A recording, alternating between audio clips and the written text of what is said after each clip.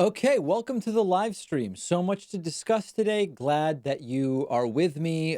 We will talk about a lot of different things, including the controversy that has just absolutely devastated the progressive independent media community. I have been accused of stealing intellectual property from fellow progressive independent show host Sam Cedar. Lawyers are swarming like a feeding frenzy to represent Sam, to represent me. This could become one of the biggest legal battles of the decade. And I will tell you what the hell I'm talking about a little bit later. But we have a lot of other things to discuss, including that a new report implicates Donald Trump in exactly the same crime that Michael Cohen, his personal attorney, former personal attorney, has been convicted of and will be going to prison for. And I will get to all of those details momentarily. If this is your first live stream with me, welcome. These are live, contrary to the videos that we upload, which means you can participate. The best way to participate is by using the super chat button. That's the dollar sign at the bottom of the chat window. Super chat questions and comments will be read and I will respond to them. Sign up for membership. We are actually mostly funded by membership. Super chats are all fun and games, but when it really comes down to funding our show, it is membership at www.joinpacman.com. I am willing to open up the phone lines to all of you fine folks if we get 10 new members. I'll talk about that momentarily. Don't troll the live chat. Don't troll the live chat. Don't troll the live chat. There are moderators. They will ban you. It is free to ban. We don't pay per ban. It is unlimited banning at no cost, which is a really great thing. And you can also use the join button down below the video window to become a YouTube channel member.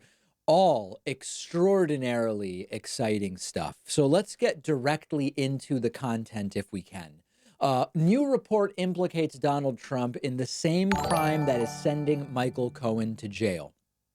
Where to even start with this? Both allegedly lied to banks about their net worth to receive a loan. Only one is going to prison. President Donald Trump repeatedly committed one of the same crimes that is about to land his former lawyer, Michael Cohen, in jail, the New York Times reported Monday. We should really go straight to the New York Times article. I try to avoid doing oh, I see why. It's going to be hard to find exactly where in this article this section is. Okay, maybe we'll go back to that. We'll stick with Think Progress for now. The Times report on Trump's long troubled history with Deutsche Bank includes allegations that he repeatedly overstated his wealth to obtain favorable loans from the bank. The reporting confirms some of Cohen's sworn testimony that Trump misrepresented his assets when it suited him. The Times reports that Trump overstated his personal wealth by $2.2 billion when applying for a loan to build the Trump International Hotel and Tower in Chicago around 2005. 5 years later, in another incident, a Deutsche Bank team tasked with investigating his financial records reportedly discovered that Trump was inflating the value of some of his real estate assets by up to 70%. Trump was seeking financing for his Doral Golf Resort and Spa in Miami. Trump reportedly lied to Deutsche Bank again in 2014 as part of his bid to buy the Buffalo Bills football team, according to the Times and to congressional testimony Cohen gave last month. This is an important point to make about Donald Trump's taxes. We've talked a lot about how Donald Trump has not released his taxes. There may be nefarious, not that this isn't nefarious, but there may be more nefarious things that would be uncovered if we were to get a look at Donald Trump's taxes. But the truth is that seeing Trump's taxes is more likely to reveal, quote, merely, and I say merely in this sense because it's still significant because of what we're learning today. Trump may not want to release his taxes because he's just not nearly as rich as he has claimed to be. And it's mostly an ego thing. We may at some point learn more about that. It was my experience that Mr. Trump inflated his total assets when it served his purposes, such as trying to be listed amongst the wealthiest people in Forbes, and deflated his assets to reduce his real estate taxes. Cohen himself pleaded guilty last year to a host of charges that included lying on loan applications to obtain a home equity line of credit. He will begin a 36-month prison term in May. Republicans on the House Oversight Committee pointed out Cohen's loan fraud after he testified last month that he only lied to Congress to protect Trump, suggesting his bank fraud made him an unworthy witness. Meanwhile, some Democrats on the committee called on further criminal investigation into Trump's financial history. This is not the first time Trump has been implicated in potential crimes, as the sprawling special counsel investigation into Russian election interference has grown to include the president's business and campaign finance dealings. Cohen testified in federal court last August that he broke campaign finance laws in coordination with and at the direction of Trump by coordinating hush money payments to women who say they had affairs with the then candidate. And then we get into this sort of almost mandatory paragraph in all of these stories. It is the Justice Department's longstanding policy not to indict a sitting president, though that policy has never been tested in court. But the presidency is a fickle shield. With the 2020 election just around the corner, Trump's legal woes could just be beginning. I want to make a general point, which I've been making on the show for a while. Even if it's correct to impeach and remove the president of the United States, even if there is a worthy case to be made that the 25th Amendment should be used to remove Donald Trump from the presidency, it's almost guaranteed not to happen. And even if it were, it would at this point realistically bleed over into Donald Trump's second term. Why does that matter? Does that mean we shouldn't impeach Trump if he deserves impeachment? Of course we should. To say we're not going to bother with impeachment is to say the president is effectively above consequence for his actions. That can't be. That is not, it was not the intention of the founding fathers of the United States. But from a practical perspective, the most direct path to removing Trump from the White House is just voting in November of 2020. Any of these other mechanisms depend on Republicans. Impeachment will depend, could depend just on Democrats in the House to start proceedings, but it would require Republicans in the Senate for the removal of the president. They've shown no indication that they care about what Donald Trump has or may have done. So just vote the guy out in November of 2020. The cabinet, we've spoken to multiple mental health professionals who say Trump should be removed via the 25th Amendment. He's unfit to serve. At this point in time, it is extraordinarily unlikely that you're going to get a Republican cabinet to do that. So the most direct path to Trump leaving is voting him out in November of 2020. And so when we read about Trump's possible crimes and alleged crimes, as we look at new reporting from the New York Times and other media, what you have to remember is no matter what is contained here, we have a polarized tribal. I prefer Jonathan Haidt's term, groupish. It is so groupish in nature that it is almost, not totally, but it is almost a lost cause to count on or expect Republican assistance in doing what more and more voters know is the right thing to do. And with Donald Trump's seemingly immutable base of support, which seems to be somewhere between 32 and 35%, like it's just not going to go below that at this point in time, we got to just vote the guy out. That's the most direct path. I know that there are some in our audience who believe that Donald Trump is going to use a bogus national emergency or some other means to try to maintain the presidency. Let's cross that bridge when we come to it. It's not something that we need to deal with now. Voting Trump out will be faster than impeachment. It will be faster than using the 25th Amendment. Okay, let me do a couple of super chats, and then I do want to get to this stunning, I don't even know what to call it, just devastating allegations against me made by some viewers of Sam Cedars' Majority Report that we have an intellectual property theft taking place for which I may face consequences. I will get to that momentarily, but let me first do some super chats because people are very, very excited here. I will welcome two new YouTube subscribers, channel members, Brian Wilkins and Gerwin Bergsma. If we get 10 new members during the stream, I'll open up the phone lines at 617-830-4750. Don't call now. If you call now, it'll go straight to voicemail. And boy, do we get some wacky voicemails. But if we get 10 new members, either people hitting the join button down below or better. We get a higher percentage of the revenue if you sign up on our website at www.davidpakman.com/membership. We have a coupon code available. This is 2020. The coupon code This is 2020 will save you 40% off of your membership. Your name will pop up on a screen over to the left here. I will thank you profusely, but most importantly, if we get 8 more new members, I'll open up the phone lines and people will be able to call in. So let's make that happen. Okay, Doug Conder asked, Mr. P, doesn't the fact that Trumper remains in office longer mean that he can do even worse damage? Shouldn't he leave before 2021? I want him out today. Yes, every day Trump is in the Oval Office is more damage that he does, but I just don't see a path to getting him out any sooner than January of 2021 at this point in time. Yeah, impeachment, yes, 25th Amendment. I think they're going to take a year and a half, and we're a year and a half from the election. So I don't disagree with you. I just think practically speaking, it's just time to vote. That's it. Sixes sends a $6.66 super chat. I think I understand what you did there. Trump has committed at least 5 capital offenses: espionage, treason, and the deaths of the kidnapped children. Mueller better acknowledge that. Yeah, I wouldn't count on that. Boshanable with a $1.99 super chat says simply $1.99. Thank you.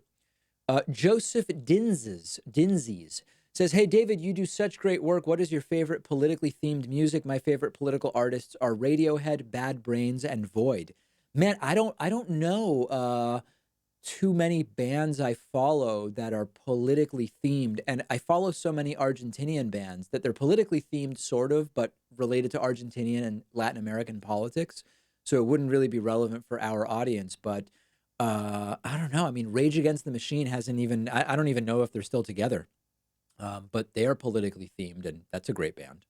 Erling Thune sends a 20 Norwegian kroner super chat with just a thumbs up. Thank you very much, Erling. Sam Dean sends a 20 Australian dollar super chat. G'day, David. Now that Australia has banned any white supremacist or anyone with ties whatsoever to white supremacy groups for that matter entering the country, could that mean that Trump is ineligible to even visit? I think that Trump can go to Australia if he wants to. I don't think that that's going to work for keeping Trump out. Arvid Carlson is a new YouTube member. That gets us to 3 out of 10. If we get 10 new members, I'll open up the phone lines. And Teach Me Guitar says with a $4.99 super chat, impeachment seems like a necessary step in undoing the damage Trump has caused to our institutional integrity. Don't disagree with you that it would be justified. Disagree that it can happen more quickly than the removal of Trump by just voting for someone else in November of 2020. Okay, let me now get to this other explosive story. There have been allegations made that I have stolen the intellectual property of fellow progressive host Sam Seder from The Majority Report. And let me get this queued up where I wanted it. I don't know how it got moved. As some of you will notice, the background to Sam's set is similar in some ways to the background at the new David Pakman Show set, in the sense that I see. When I switch shots, it's when it's moving it. So I'll just stay on this shot for now.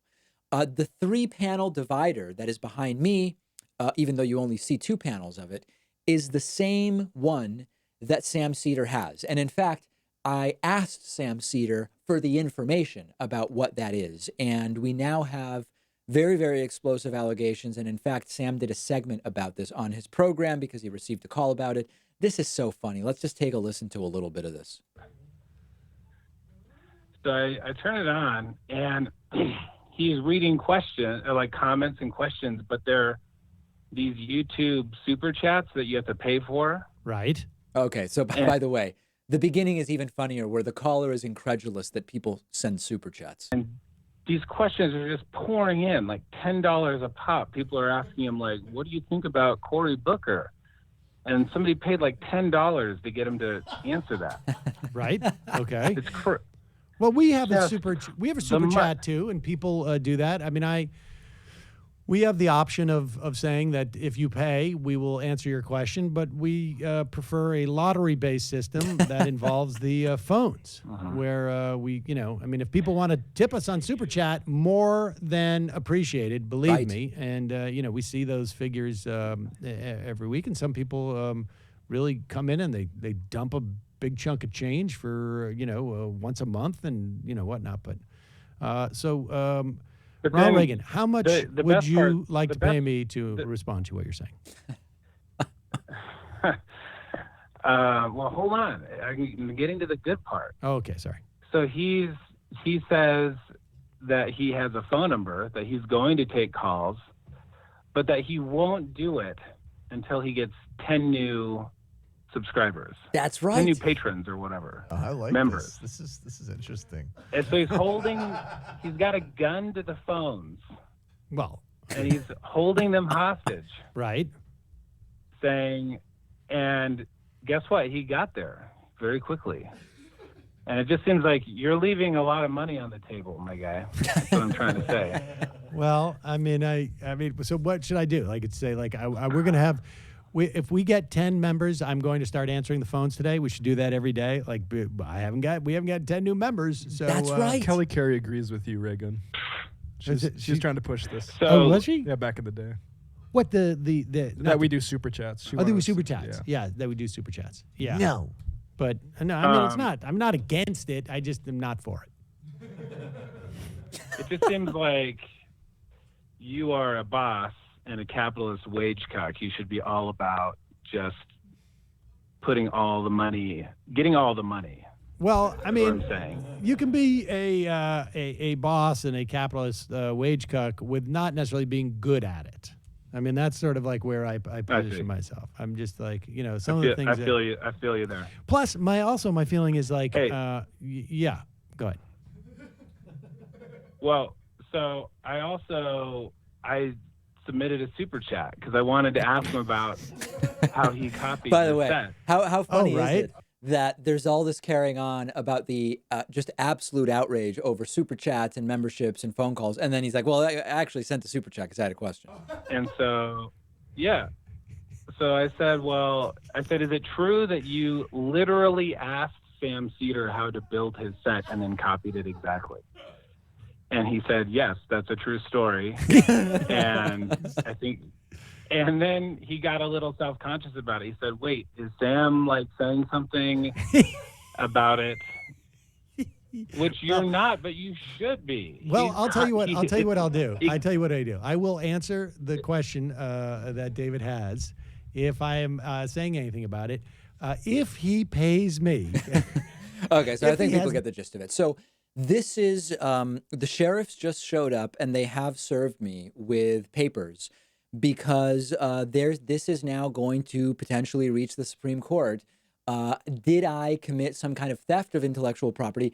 Is it theft if someone gives it to you, as Sam willingly did? But could Sam argue that it was under duress? Did Sam believe that he could say no to me, right? If I go to Sam and Sam is someone I've known for years and we work on stuff together and I say, Sam, tell me how you built that set.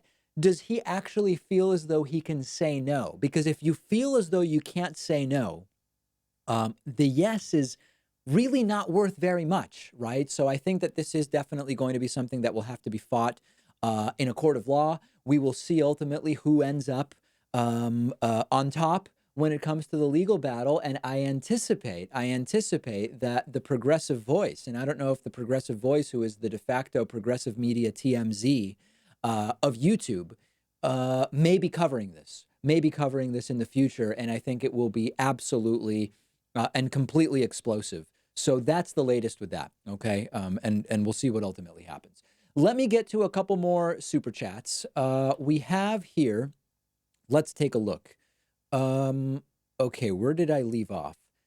New Maid Dumosa hilariously sends a 20 British pound super chat saying, Dave, what do you think about Cory Booker? Which was exactly the question that the caller to Sam's show claimed I was answering for money. So let me answer it for money. Listen, I agree with Cory Booker on many issues. That's not controversial. I agree with, I would assume, every single Democratic candidate on many issues. My problem with Cory Booker is one of style and one of substance. And even the style one is sort of substantive. It's that the guy just doesn't feel genuine to me. Every answer seems like a calculated calculation. That sounds so stupid. It seems like a calculated decision to not answer the way he genuinely feels, but answer in some kind of way that he feels will either avoid criticism or allow him to ingratiate himself with some significant portion of the electorate. Case in point, I played a clip on today's show where he was asked by Chris Matthews whether he thinks football's too dangerous. And twice he refused to answer. Just answer the question, Cory, right? Just tell us what you think about football. Is it too dangerous or isn't it too dangerous? On policy, a couple things I don't like about Booker's perspective, and he may have changed these things since I read about them. Who knows? Maybe he calculated that he wants to change the idea. He has floated this idea of solving urban blight problems in urban areas with sort of like radical free market capitalism, just like I think he called them enterprise zones. And this is a supply side right wing idea. I just don't agree that it's the way to solve urban blight. I've seen no evidence that it works to solve urban blight. He has said that the way to help the tech industry is deregulation and removing regulation. I think the last several years have shown us that the last thing we should be doing right now is deregulating Silicon Valley and the tech space.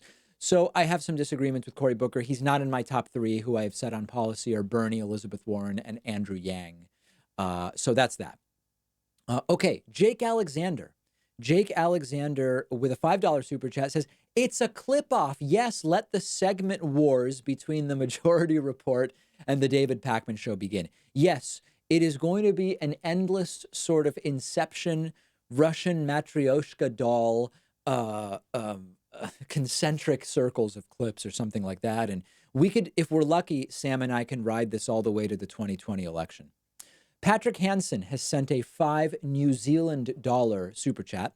Hi, David, I'm a Kiwi. What do you think of our mixed member proportional electoral system? And how do you think it might work in the United States? I have been very interested and partial to those systems for a long time, but I think it has the potential to be disastrous in the United States. And I've actually gone into detail about why, so I don't want to sort of like redo the segment now. But on a personal level, I think that they are very interesting systems and systems that I like. Maybe I will do a deep dive into that at some point in the future. Okay, before we go further to Jacob Ball's absolutely mind-blowing $50 super chat, quote, pouring in, as the caller to the Sam Cedar Show pointed out, let me welcome a new member.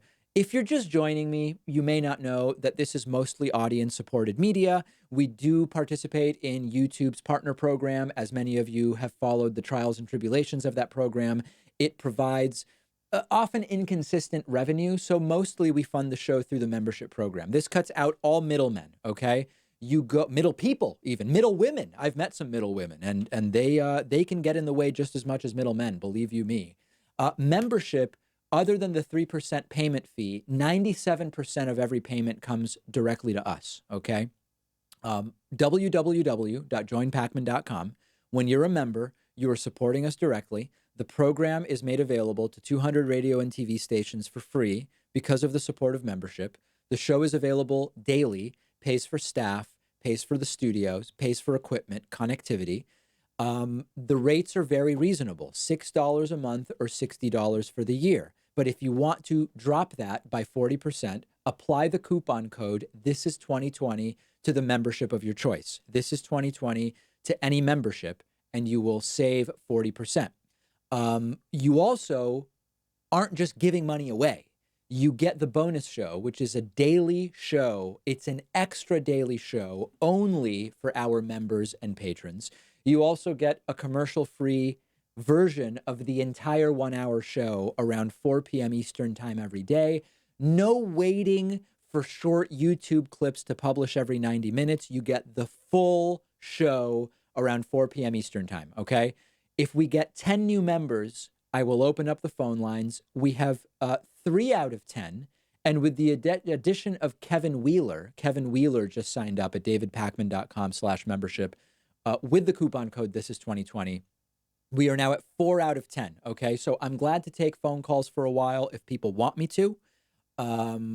We just need 6 more members at www.joinpakman.com. And I will give you a little secret. Okay. This is just, I shouldn't even be mentioning this, but in February for my birthday, we ran a massive membership special, and the coupon code was SAVE35. SAVE35 would save you $35 off of a $60 membership. The coupon code is actually still active, so I'm not suggesting anybody do this, but if someone wanted to play a dirty trick on us, they could conceivably use the coupon code SAVE35, and that would drop a $60 membership to only $25 for the entire year, which is really, really cheap. Really, really cheap. Okay, let's get back to our super chats. Jacob Ball, with by far the biggest super chat of the evening with a $50 super chat, says, polls are showing Sanders Biden supporters would support the other candidate as a second option should their preferred candidate lose. Wouldn't it make more sense for Sanders supporters to choose Warren as a secondary and Biden supporters to choose Beto? Okay, so Jacob, I think the implication that you're making is that Elizabeth Warren's politics are closer to Bernie's and Beto O'Rourke's politics are closer to Joe Biden. So wouldn't it be more sensible or logical from a merely political perspective for a Bernie Sanders supporter to say my second choice would be Warren, or for a Joe Biden supporter to say my second choice would be Beto O'Rourke? And if only policy mattered, then you would be right. But in reality, as a sort of realistic, pragmatic reality, that's just not the case. And there are all sorts of different reasons why a Bernie supporter would say Joe Biden is my second choice rather than Elizabeth Warren. One of those would be that Joe Biden is actually very well liked. This is not my opinion. Every time I say this, people go completely bonkers saying, David, how dare you? How dare you insult Elizabeth Warren's likability or Bernie's likability? This is just from a recent poll that spoke to Florida voters and Democrats as well as a separate group about likability. And Joe Biden is the most well-liked candidate right now among the Democratic possible contenders. He hasn't even announced a candidacy yet. And if you are a Bernie supporter, you are not just going to say your second choice based on policy. You're going to consider likability. You're probably considering electability. Based on the polling I've seen, electability is an important factor. So it is not policy alone that creates this sort of hierarchy of how people rank who they would vote for. I mean, I think that if we step back for a second, Jacob, the good news from that poll, which I haven't seen, by the way, but I'm taking your word on. Imagine if the poll doesn't even exist and I'm commenting on something that's made up. But Jacob would never do that. The good news is that we don't seem to be experiencing any of this my candidate or I'm staying home or voting for Trump stuff, which is, of course, extraordinarily positive to see because we don't want that. That would be exactly how Donald Trump gets himself reelected. Charm Anders sends a $5 super chat. 3% GDP for the first time since 2005. If the economy was bad, you would have blamed Trump. Wages up, unemployment low, consumer confidence and stock market at record highs. Yeah, so this is a classic Gish Gallop, okay? So let's break this down. First of all, 3% GDP for the first time since '05.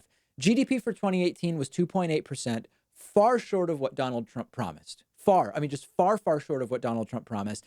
Also untrue that it's the first time since 2005. I don't know where you got those numbers. I don't know if you're talking about a specific quarter or what you're talking about. So the first part here is just untrue. This is how the Gish Gallop works, okay? Gish Gallop is you throw everything. In fact, let's see if I can even put up Gish Gallop on the screen. Gish Gallop, just so we can all work with the same definition. By the way, I see new members that are signing up, and I will welcome them momentarily. Okay, Gish Gallop. Gish Gallop is a technique named after the creationist Duane Gish, who employed it, whereby someone argues a cause by hurling as many different half-truths and no-truths in a very short space of time, so their opponent cannot hope to combat each point in real time. There's actually an additional sort of tweak to it, which is sometimes you put them all together to make it seem like there's this overwhelming amount of evidence when really there isn't. So we've already broken down 3% GDP for the first time since '05. If the economy was bad, you would have blamed Trump. Maybe you're talking about some other progressive commentator. I have been consistent throughout recent presidents in pointing out that to some degree, we attribute economic failures and successes to the president and their policies. And to some degree, there are broader sort of systemic issues that are going on. So that allegation to make me seem unfairly partisan is inaccurate. Wages up. We are seeing some wage growth, and that is true. Unemployment low. That is true, although remember, Republicans under Obama, when unemployment was low, were saying that low unemployment is fake numbers. The numbers are coming from the same people now as under Obama. So if they were fake then, why are they all of a sudden real? Number two, they argued under Obama that when people stop looking for work, the unemployment rate goes down, which is true. That's the same thing under Trump. All of a sudden, all of those caveats are missing. Now they're just saying unemployment rate is low. And then, consumer confidence, I don't even think we really need to deal with too much. Stock market at record highs. The Trump tax cut for corporations was used overwhelmingly for stock buybacks, which drives up the price of stock artificially. So it's exactly what we would expect. The question is, I mean, listen, if you're selling everything right now and you're way up, congratulations.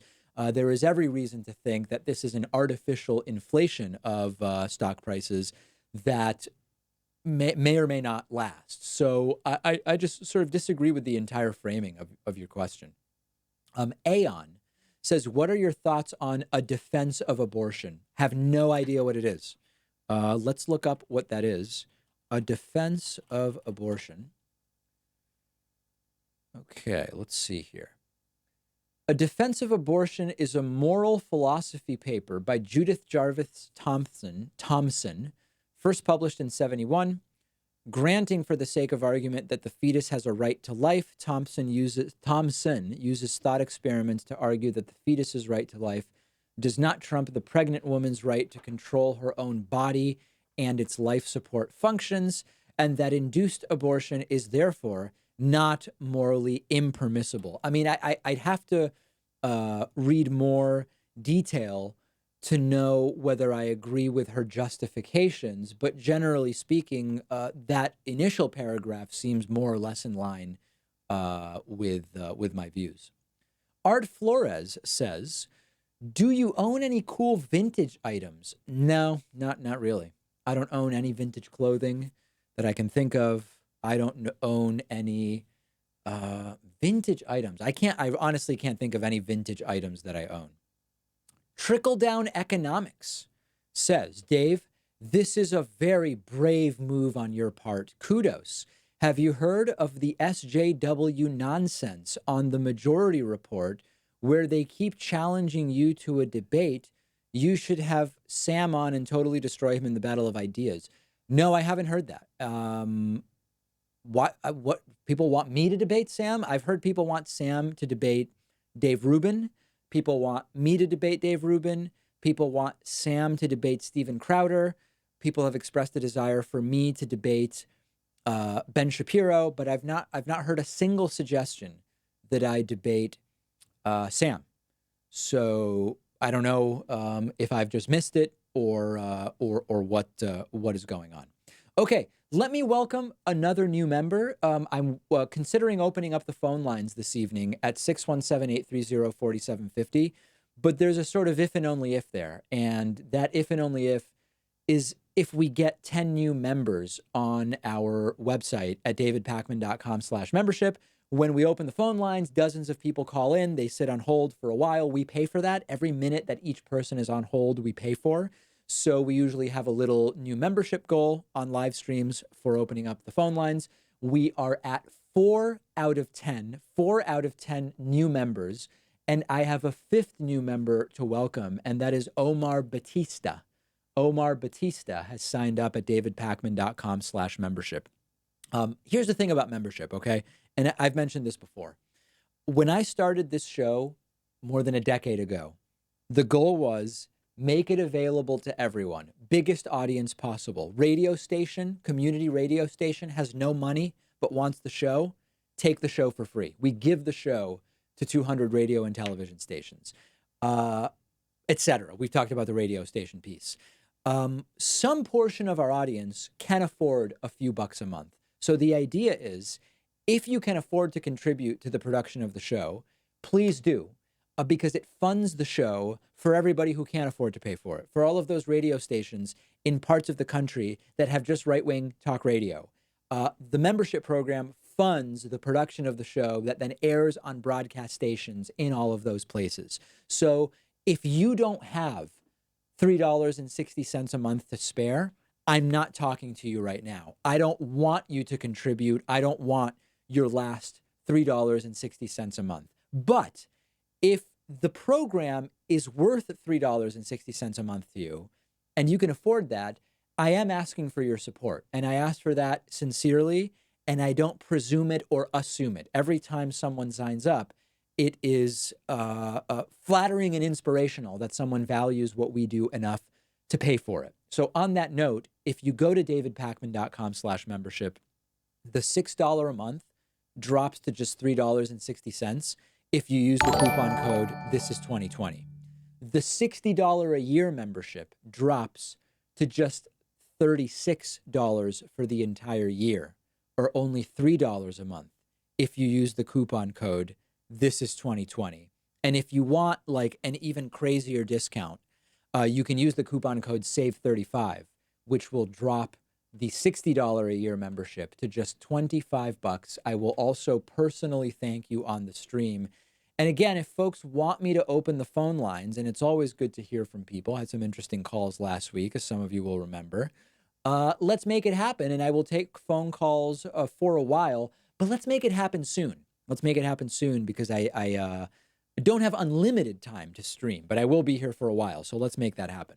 Okay, let's get back to Super Chats. Sean Geis says, have you ever thought of inviting Matt Taibbi of Rolling Stone or Noam Chomsky on your program to discuss politics in America? They both seem, to me at least, the few voices of reason in the United States right now. Have invited both of them, and neither has even responded to it. Oh, actually, no. Noam Chomsky did respond, said he's very busy. Matt Taibbi, I don't think has responded to us. But both are welcome on the program anytime. Would love to have them. Joe Rader with a $20 super chat says, the SEC claims Elon Musk is in contempt of a court order related to his tweeting last year for his latest tweets regarding Tesla. His lawyers responded with a First Amendment argument vis-a-vis SEC overreach. Any thoughts? Yes, we are talking about that on the bonus show this week. So we are going to be delving into that in some detail. And I look forward to discussing that on the bonus show, but we will absolutely be talking about that.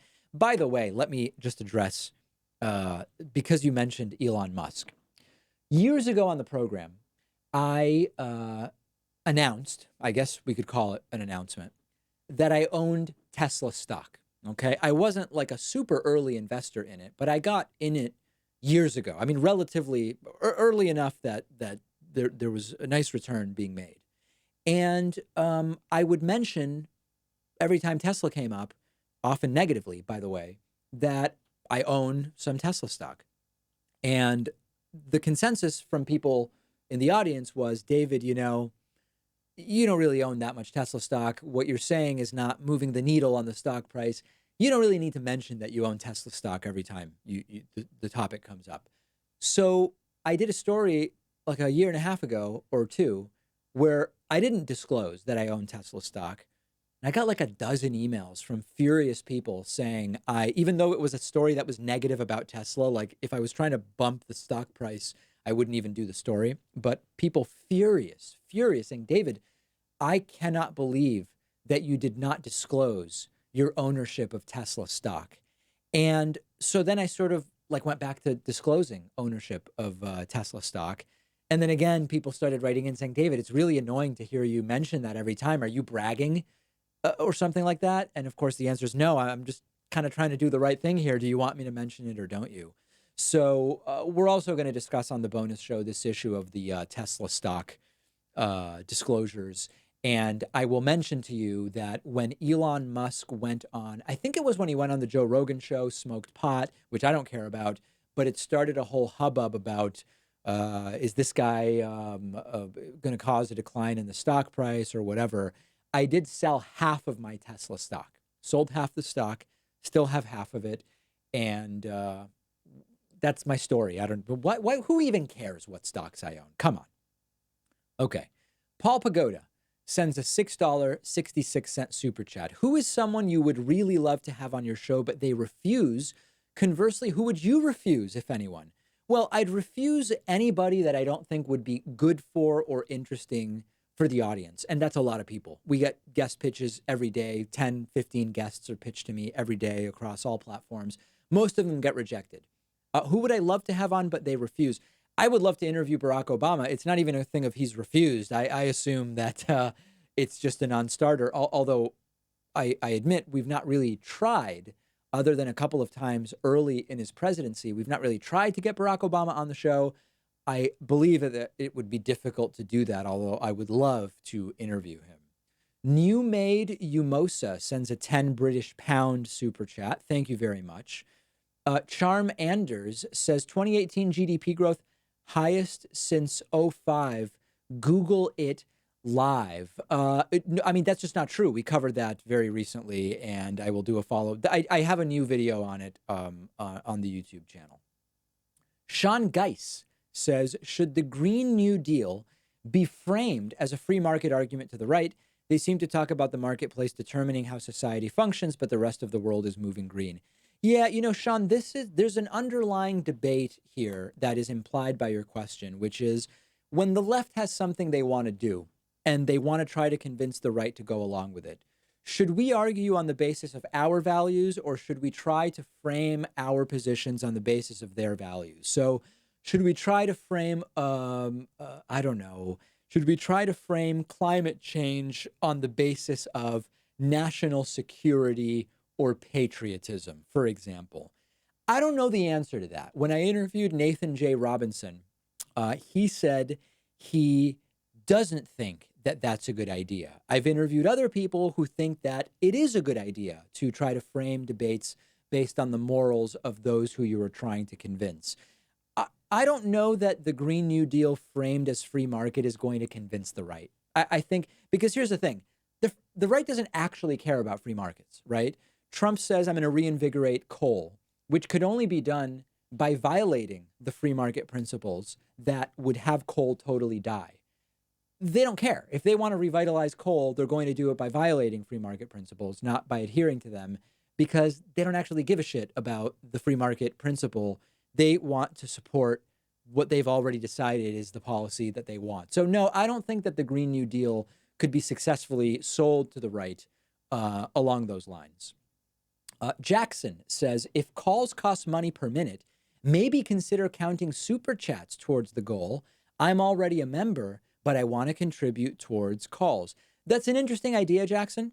I'd have to think about exactly what the logistics of it are. Maybe we would have like a $1 target for super chats or something like that. Something to think about. I will take it under advisement. Augustine says, Elizabeth Warren really killed her own chances of becoming president when she took that DNA test and thought being 1/1024th Native American was a win. I have said before, Augustine, that I believe Elizabeth Warren mishandled that entire thing. I do call it a fiasco at this point, and I think it definitely has hurt her chances of becoming the Democratic nominee. But we will see. I've been wrong before, and I could be wrong again. Okay, let me say thank you to a few new members. Dylan Doherty is this evening's 6th new member of the evening. Sarah Ellman is new member number 7. Sarah, thank you so much for signing up. Cheryl Hoffman is new member number 8 of the evening. Cheryl, thank you very much. And Brian Tracy is new member number 9. Brian, thank you, thank you. One more new member, and I will open up the phone lines at 617-830-4750. If people want the phone lines opened, this is the time. I think if it goes too much longer, it just won't be worth opening them up. But I will open up the phone lines immediately if we get one more new member at davidpakman.com/membership. Kyle Pruim says, with Trump's cognitive decline getting worse by the day, any concerns with Bernie's age being an issue? No particular concerns. No particular concerns. We've not seen the pattern with Bernie that we have seen with Donald Trump. So no, I don't have any particular concern with that at this point in time. Although I think it's perfectly legitimate to consider age as a factor in thinking about who we support in any election. Jackson says, I don't typically side with billionaires against the government, but it seems to me that the SEC is overreaching. I've been following it closely. Sad. Yeah, I'll analyze the Tesla SEC story. It is a very interesting story for sure. Sabrina Zafar says, what issue will be most decisive in 2020? I think it's going to be much more generally one's approach to the economy, and that it's so broad. It can encompass so many things: economic justice, taxes, Medicare for all versus how healthcare should be funded. I think that much more than, for example, during George W. Bush's reelection campaign, the war in Iraq and geopolitics were a big factor. I think with Trump, beyond the influence that Russian meddling, collusion, obstruction, whatever you want to call it, will be there as a factor, and that's obviously an international story. I think it's going to be domestic economic issues that are going to be really important for the 2020 election. Joshua Carr with a 20 British pound super chat. Do you think capitalism could be sustained in a society that was entirely virtuous? Very philosophical question.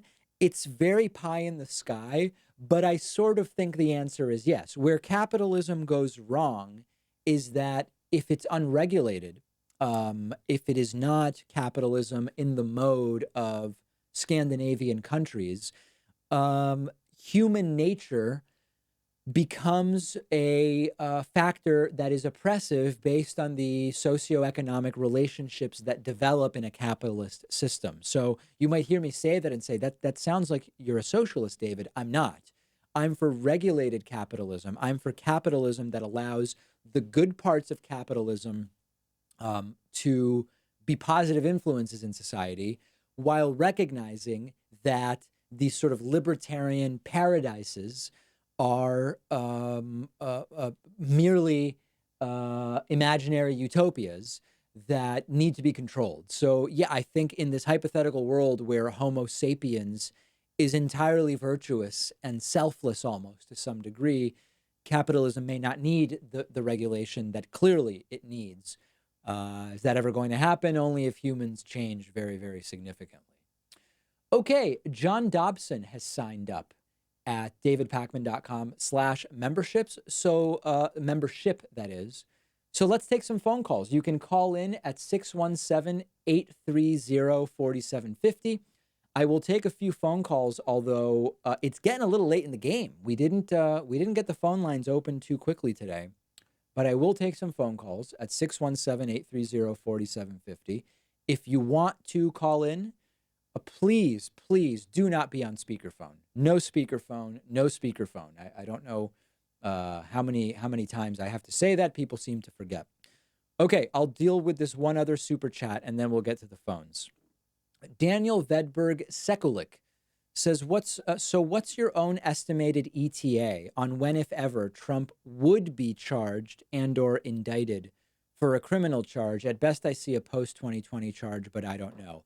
Yeah, I'm not even thinking about it, Daniel. I think it's extraordinarily unlikely that Donald Trump is going to be charged. I think as a political strategy, we shouldn't even be thinking about it. Vote him out November of 2020. Period. I mean, that doesn't mean impeachment is not a worthy cause or the correct thing. Doesn't mean removal under the 25th Amendment would be outrageous.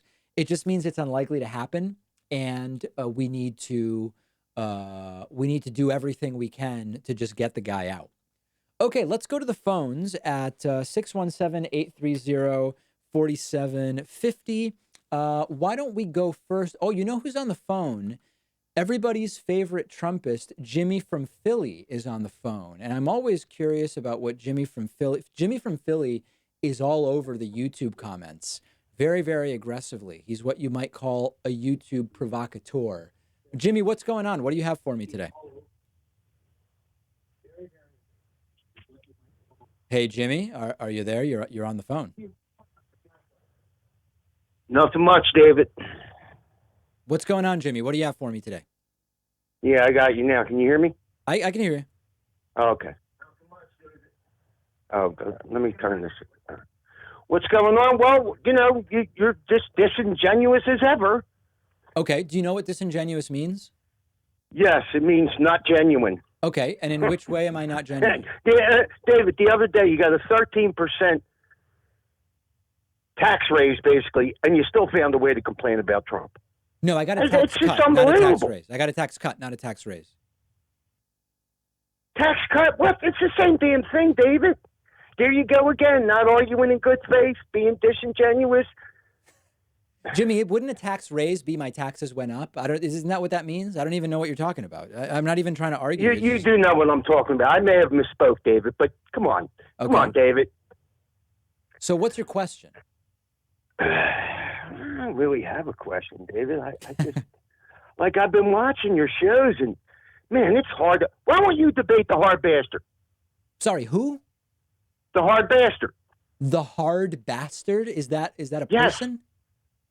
Yes. He shreds you every week. I'm sure you've heard about him. I don't know what on earth you're talking about. This is a broadcast He's called show? the hard bastard. He's on YouTube. He does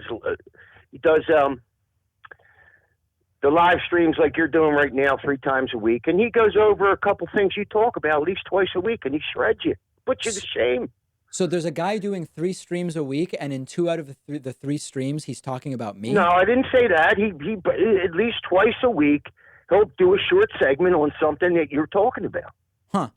And, wow, I didn't He realize shreds people you, were so David. concerned with David, he puts you to shame. He puts So you to what shame. topic does he want to debate with me? I'm not sure, but I know you were offered $2,000 and turned it down. I was offered $2,000 to debate the hard bastard? That's what I heard. Oh, okay. I don't know anything about it, my friend. Would you debate him? I have no idea who it is, so I could not possibly Well, see, say yes or no. here's the thing. He won't debate you in 3 or 4 minutes like you do with callers, and then you get rid of them. You know Yeah. how you do that? Mhm. Now, he wants a full hour. Okay, on what I topic? don't think you could withstand him. I really don't, but... Yeah. Okay. Jimmy, I'm curious, what kind of work do you do, just generally? I'm a landscaper. Okay. And are you ever this angry with your landscape customers? What makes you think I'm angry right now, David? Well, every time you've called in, you're furious. Every time. First of all, this is the second time, David. That's right. Okay, so, I don't know if every time is Well, the appropriate thing to say here. both It's the of second two. time Two I've of called two, in, right? David. What's that? All right. So anyway, What'd so you you're say? not angry when you're landscaping is what you're saying. No. Okay. Only when I hear leftists with garbage like you coming out of your mouth. I mean, it's unbelievable. So why even You watch made it money if it's on so Trump. angering? If You it made winds money if it on winds Trump's you up- tax cuts. Jimmy, and you still complain. Jimmy. If it winds you up so much, why bother watching, right? I mean, just watch something else. I get enjoyment out of this. Oh, you do? Oh, okay. But it Yeah. makes you angry, and you enjoy And being you angry. having fun right now, David? You couldn't wait to pick up the phone. I knew you would see my area code and pick it up. I knew it. Oh, area code. Jimmy, we've got an entire file on you in our system. It's not area code. I'm I get sure you detailed do. ones, yeah. All right, Jimmy. Well, I don't think listen, I'm that important, but if you do, All right. I'll Hey. see you in the YouTube comments, my friend. Thank you very much for the call. Okay, let's get someone new on. Let's get someone from the 716 area code. Caller from 716. Who's this? Where are you calling from? What's on your mind today? Hey, David, is this me? That is you, yeah. Yeah, my name is Josiah. Hey, how's it going? Did you say your name is Jill Stein? Josiah. Josiah. I'm so sorry. Okay, I misheard that. Thank you. You didn't sound like the last time I spoke to Jill Stein, I was going to say. What's going on? But I have two quick questions if you got the time. Of course. Question one is a question I had about Medicare for all because I really do support it. Yep. What happens to Medicare for all when the government shuts down? Like, what happens if we do get it in and then we get another Trump who wants to shut the government down for way longer? Very good. So if it's truly an expansion of the Medicare system we have now, that system continued functioning during the shutdown. So if we're just expanding it, then it's okay. If things change and Medicare means something different than what it is now, then potentially it would be impacted. But Medicare, to my knowledge, was not impacted by the government shutdown. Gotcha. All right. And my second question is, with the climate reports that we're receiving telling us that we only have about 12 years before we get to the irreversible impacts on the globe, how do we continue to fight the onslaught of anti-science headed by the Republican Party in a calm, fashionable way when we lose that time every year we hold up? Right. Listen, they don't deserve a seat at the table. That's the reality. So this is number one. Unfortunately, other countries are right to not include the Trump administration in the discussions about climate change because Trump thinks it's a hoax. How do you even justify having someone with that point of view at the table? I want us to have a president that believes the science. But more importantly, media needs to stop playing the 50-50 false neutrality game, right? We know what the science is, so stop the 1 versus 1 debates where one person says it's real and the other person says it doesn't. That's irresponsible at this point. Yeah. Now, I would agree with you, but sadly, the fact is that they do have a stake in this. We share the one planet. It's kind of like we're tethered to the screaming kid on the plane and we can't get rid of them. That's right. Well, listen, I'm fine with taking steps that will benefit everybody, even if they don't believe the climate science. But what I'm saying is I think that we're going to need to get around them in order to get serious solutions done. That's all I mean. Oh, okay. Sorry, I misunderstood. Yep. No problem. All right, Josiah, thank you so much for the call. Very much appreciate it. Let's see. Let's go next to our caller from the 610 area code. Who's calling today from 610? This is Ken from Allentown. Hey, Ken, what's going on? Yeah, I more or less had, I guess, to see your opinion about, like how you say, like, for like I guess impeaching Trump or getting him out before the election, like we shouldn't. We should just vote him out. But I agree with that. But what are your thoughts on? I think it's better that he's in there for the 2020 election, only because I feel like him in there now kind of splits the Republican vote. Like those that are like the Republicans that are kind of how could I say, more reasonable, probably won't vote for him if he's in office. But if he would be I guess impeached or indicted or kicked out or whatever, that maybe like somebody like Pence or whoever the other candidate would probably then get all the Republican votes back. Yeah, that's a fair point. I think that the removal of Trump between now and the election would be such a detriment and embarrassment for the Republican Party that I don't know that all the Republicans say, great, now let's vote for Pence in order to prevent some Democrat from being in the Oval Office. I don't think what you're bringing up is impossible. I'm just not sure that the numbers bear it out, but it's certainly a strong argument to say that a scandal-ridden Trump all the way to November of 2020 may be the best bet to get a Democrat inaugurated in January of 2021. I just haven't seen numbers on it that would make me confident one way or the other. Yeah, all right, sounds good. Thanks for taking my call. Okay, very good. Appreciate the call. Thank you. I see that Renee Plazola has signed up as a new YouTube subscriber. Thank you very much, Renee. I appreciate that. Daniel Vedberg Sekulik is asking, are there call restrictions on where people can call from? You can call from anywhere if you call 617-830-4750. Want to say welcome to Karen Ledesma, who is our newest David Pakman Show member, signed up just minutes ago, and Brian Farron, sends a super chat asking thoughts on the importance of STEM education. Extraordinarily important. U.S. increasingly falling behind in math, science, so many fields that are going to be of extreme importance as we continue the sort of technological revolution. And that's really what it is that we've been in for the last, to some degree, 150 years, in some sense, the last 50, in a more acute sense, the last 20 years. Absolutely massively important. Can't disconnect it from the issue of the cost of college. I mean, it's not sustainable. And I've ranted about this before. Something's going to have to change. The cost of college is simply not sustainable, and we're hurting ourselves with college costing what it costs. Let's go next to our caller from the 206 area code. Who's calling today from 206? Hey, David, this is Brian from Seattle. Hey, Brian, what's going on? Hey, well, first of all, it's an honor to get to talk to you. I've been watching your show for a while, and I appreciate what you do. I wanted to real briefly, I don't want to get into this whole, majority report thing, because, the reality is the whole thing is kind of a joke anyway. Of course it is. But real briefly, just to give you some context, the guy that was actually calling in, as a bunch of people I saw in your chat are familiar, is a guy that goes by Ronald Reagan that calls into the Majority Report all the time. And he's a smart guy. He's an immigration attorney, so he discusses issues a lot of the time about the border wall and ICE and things like that. And he's a smart guy, and he has a lot of interesting things to say. I also think he is used to getting straight through on the Majority Report because they know him and he has a lot to say about topics.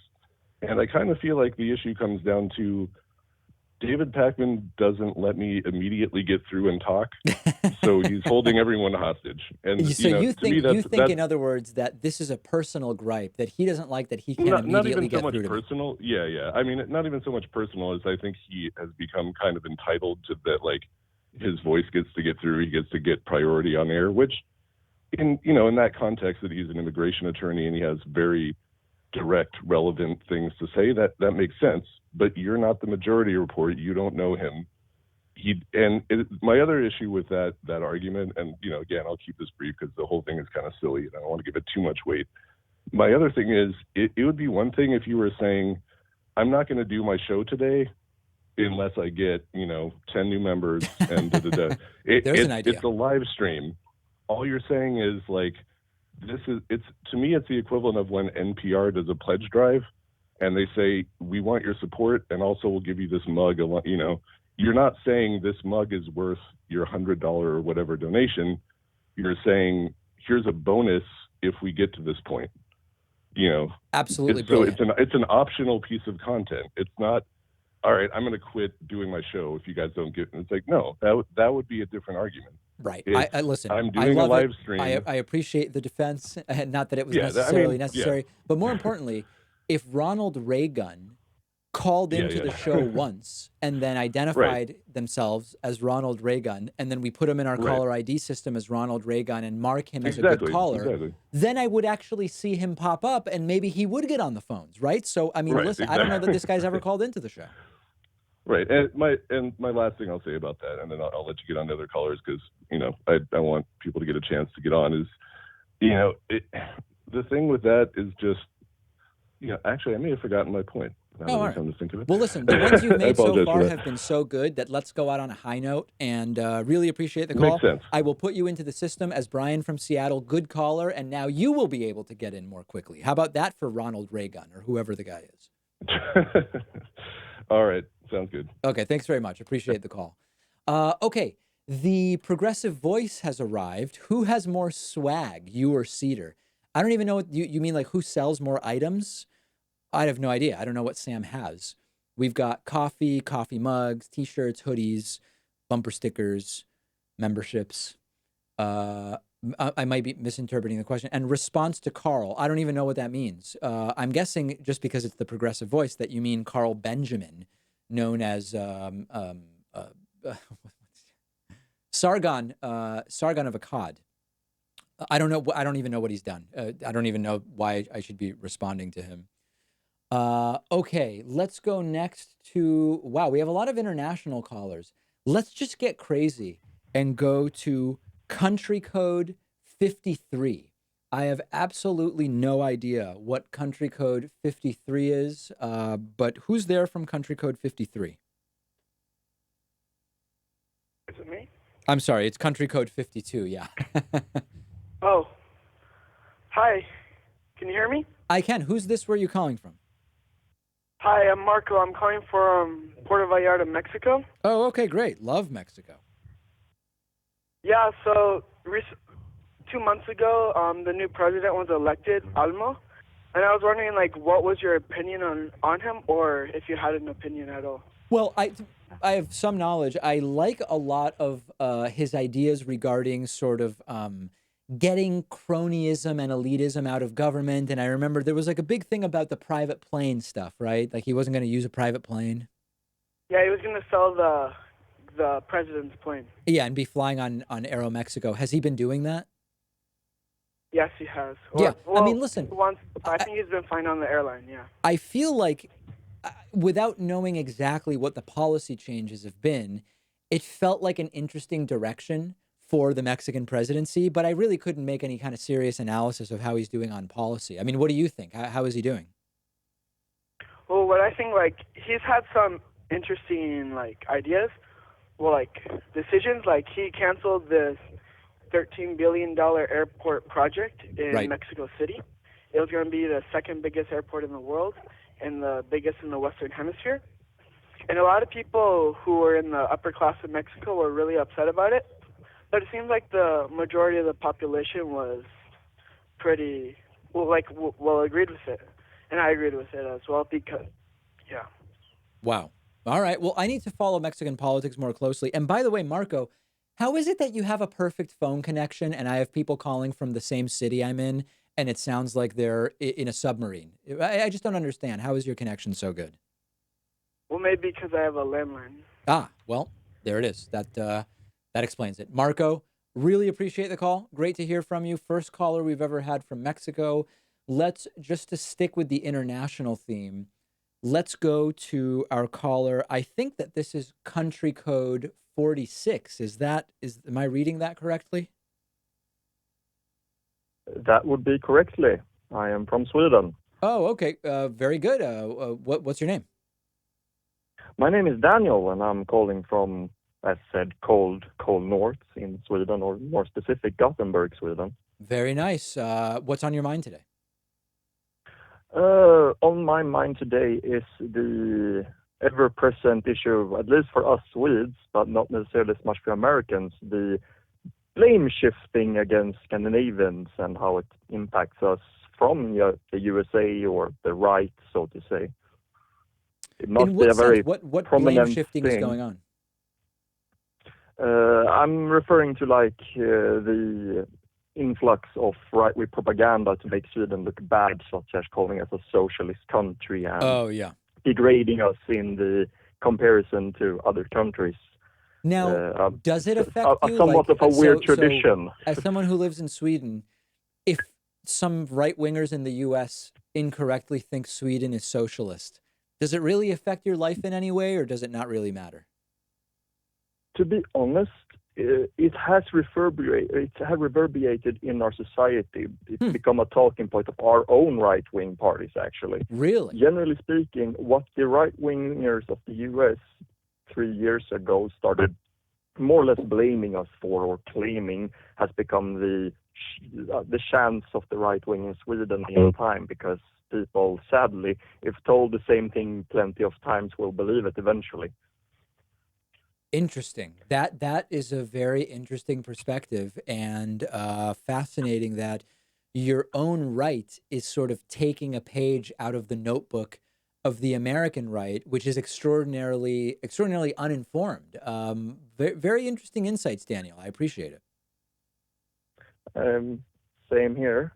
I mean, if anything, I just want to clarify if the most basic things, or rather basic misconception of Sweden, such as the supposed immigrant invasion. I just want to point out there is less Muslim in our country than there is in most of the minor cities in the U.S. We have less than 100,000 practicing Muslims in our country. Absolutely. Now the problem is hilarious to hear people claim things about. So here's the thing: the right will make conflicting arguments about immigration in Sweden. If they want to Indeed. talk, when people on the left say, look at how well Sweden's doing, the right will say they're doing well because they have so few immigrants and it's all white people. But then when they want to criticize Sweden, they will say, Sweden's a disaster. Look at all these brown Muslim people that are invading. How can both be true? It's one of these just amazing double standards that exists. Yeah, I mean, in this case, it's even more ridiculous when you actually go to the Swedish politics of things. To put it lightly, in Sweden, they're talking about this cock culture or weakening of the manlyhood or whatever you want to call it, that we're getting softer as a nation due to the progressive ideas we're expelling outwards. Right. It has come to bite us in the ass because we haven't had the strongest politicians due to the fact that it took us almost a year to just get an actual ruling party in place, and rather a majority government. Another story for another day. But to put it bluntly, Sweden has been, at least of late, in a extreme cultural and social revolution of, say, where people have become generally more extreme and rather right-wing in their opinions about things, judging rather than being very open as we used to be, being very closed society due to just these waves you're getting from the right world. Simply, you just look at Europe and how many countries aren't left anymore. And that tells you a lot of social democracy more or less falling apart upon itself due to the new right wave or whatever you want to call it. Yeah, I just read a very interesting history of the Swedish Social Democratic Party, and it's interesting to see how things are shifting there. Daniel, thank you very much for the call. I appreciate it. I've got a bunch of people to get to, so I will let you go, but really great to hear from you. Let me see who else I can pick up on here. Let's maybe go to our caller from the 201 area code. Caller from 201. Who's there today? Hello? Yeah, that's you. Me? Oh my God, hey, 1 second, man. Wait 1 second. Oh boy.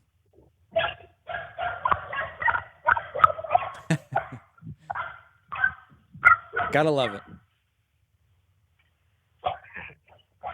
Sorry about that, Dan.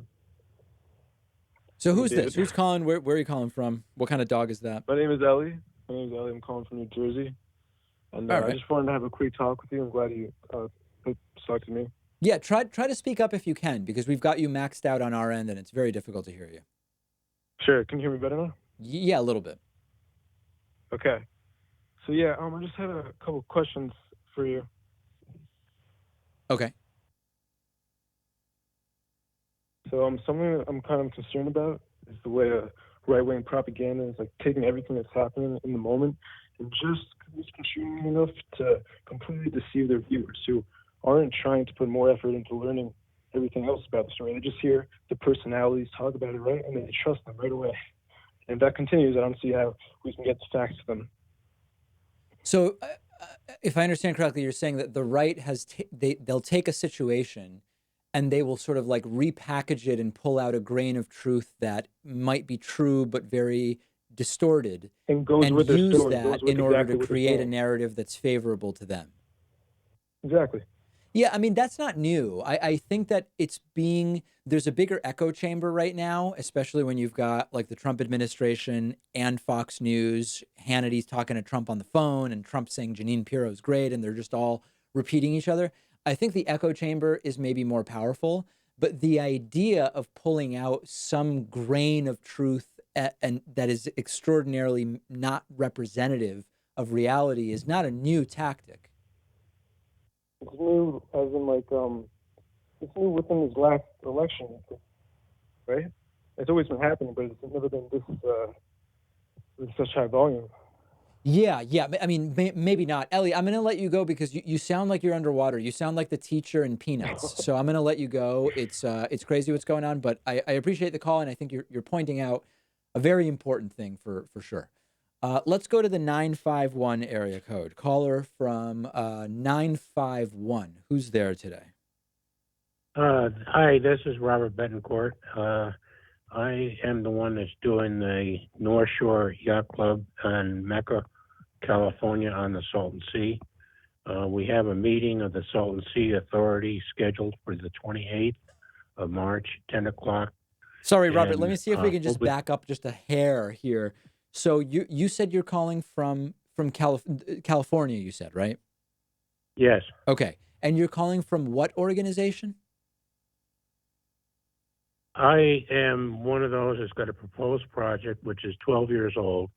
It's the North Shore Yacht Club at 9915 Seaview Drive, Mecca, California, on the Salton Sea. And what is it? So this is a yachting related thing? No, this is because there's like a 23% unemployment on the Salton Sea side because of the lake being dried up and the dust, the silicon dust, which has created a lot of respiratory problems. And Robert, I also apologize to migrant- have to keep interrupting you, but this is which lake is this in reference to? The Salton Sea, which is Southern California. I know with Breitbart News, they put it as only 1 mile, but it's actually 22 kilometers long, 15 kilometers wide, and 1.5 kilometers deep. It is the largest lake in the western United States. And it's called the Salton Sea, is the name of the lake? Salt, Salton. The Salton Sea. Oh, I was imagining the Salt and Sea. The Salton Sea. Okay. And you've organized a meeting of the minds around this issue, is what you're telling me. I'm one of those that work with the 10 directors on the Salton Sea Authority. Okay. The website is saltonseaauthority.org, O-R-G. And we've been doing this. I think the Salton Sea Authority is now almost 50 years old at this time. We have a plan to maintain the shoreline back to where it is now and stop the raising of silicon dust from where the Salton Sea was. No, it was not created entirely by an accident in 1908. Okay, no, and I never said that it was. And Robert, I don't want to. Is there a particular question that you had? Because I don't think most of our audience is not in physical proximity to where you're talking about. So was there a question you had, or it's just sort of a general bulletin board notice? My question is what we're going to do on next Thursday is we're going to propose recognizing the Salton Sea Authority, which receives federal funds, to be a federal agency. And then we can go through DRMO. For those that don't know, that's Defense Reutilization Material Office, which this president has created a lot of excess surplus, including 4 H-60 patrol boats that are brand new. That Robert, this doesn't sound like a question. I'm losing the audience. People are dropping like flies here. Is there a website people can go to? Let's put it that way. SaltonSeaAuthority.org. Brilliant. SaltonSeaAuthority.org. Robert, I appreciate the call and wish you the best, only the best in everything that you're doing there. Zach Hanratty sent a super chat. Hey, David, what are your news sources for daily news to start your day prepping for your show? I appreciate you, man. I have built a private sort of like home page that aggregates a whole bunch of different news sources, and there are dozens and dozens. I wouldn't want to list any because I would be excluding some, but there's a lot of the ones that you would imagine, and then some kind of more niche blogs, but maybe I'll publish my full source list. Daniel Vedberg Sekulik says, I'd love to have a more in-discussion debate if time allows it in the future, especially on U.S.-Euro Foal's view of how things are going and affects us. Absolutely, Daniel. I would love that. Matthew Upchurch says, David, what's your go-to karaoke song? I don't sing karaoke, so I don't have one. Our progressives at karaoke group in Indianapolis looks forward to a visit from the Pac-Man in the near future. I am scheduling public speaking appearances for 2019 currently. BS says, what happens if Donald Trump tries to use a Reichstag fire-like event to suspend the 2020 election? I don't think he's going to do that. So let's cross that bridge when we come to it. Same question seems to have been repeated there. Okay, let's go next to the 267 area code. Who's calling today from 267? Hey, David, it's Sean Geis from Philadelphia. Hey, Sean, what's going on? Nothing much. I hope not to be as ferocious as my fellow Philadelphian Jimmy from earlier. I hope to have a rational talk with you right now. So my question is relating to the future of American government and the policies that could be set for the future. Because what I'm worried about, and I'm wondering if you had this thought too, that in the future, that the current the future Congress that we'll have will put forward, bills that are against the American people, things that, that seem to happen today, like they support corporations and, they try to, they prevent things such as Medicare for all, et cetera. And they'll use a sort of Trump card to sort of say, well, listen, you see what, Donald Trump did, when he was president.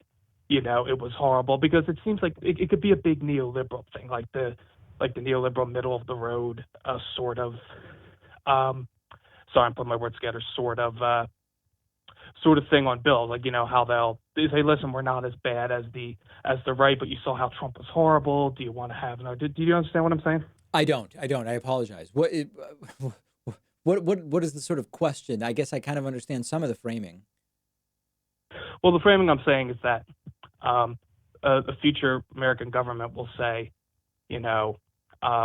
we'll put together bad bills or bad policies together, like say on the environment, like it'll be a half measure sort of thing. Yeah. To fully heal the environment, as an example. And they'll say, well, listen, Trump, he opened all these Arctic drillings. He did this, that with the environment. Do you want to have another Trump scenario? And they'll try to use like a sort of scary Trump card in the future to put forward half-ass bill, so to say.